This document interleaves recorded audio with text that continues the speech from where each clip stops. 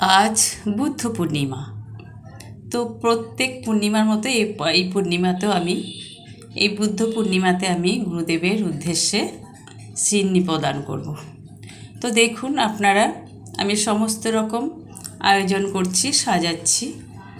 গুরুদেবের প্রথমে একটা গলায় মালা দিয়ে দিয়েছি, রজনীগন্ধা মালা দিয়ে।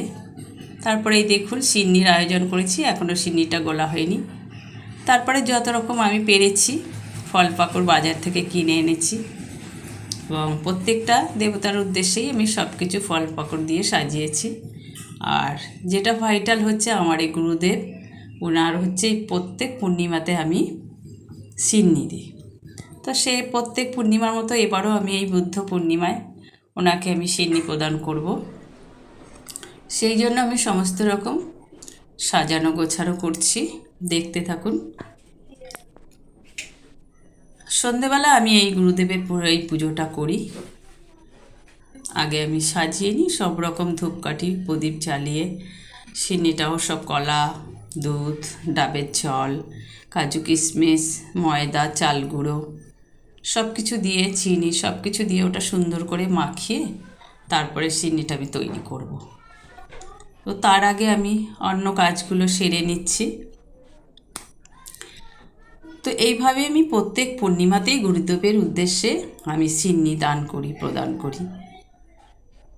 আমার সাধ্য মতনই আমি করি, এবং যারা আমার বাড়িতে থাকে এবং আশেপাশে যারা আসেন সবাইকে আমি প্রসাদ বিতরণ করি।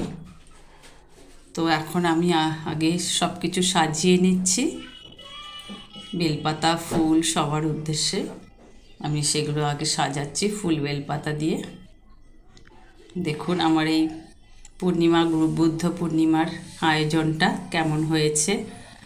বাজার থেকে তরমুজ কিনে এনেছিলাম, আম কিনে নিয়েছি, শসা, নারকেল, মোটামুটি সন্দেশ সব কিছুই অল্প অল্প করে আমি নিয়ে এসেছি। তো সব বৌমা এবং আমি দুজনে মিলে কেটে সব রেডি করেছি ঠাকুরের জন্য। তো এই হলো আজকে আমার বুদ্ধ পূর্ণিমার আয়োজন। আপনাদের একটু আমি দেখালাম, সবসময় দেখানো সম্ভব হয় না।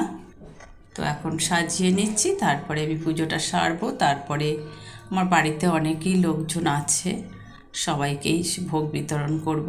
তার আগে আমি ঠাকুরের উদ্দেশ্যে সব কিছু সাজিয়ে নিচ্ছি।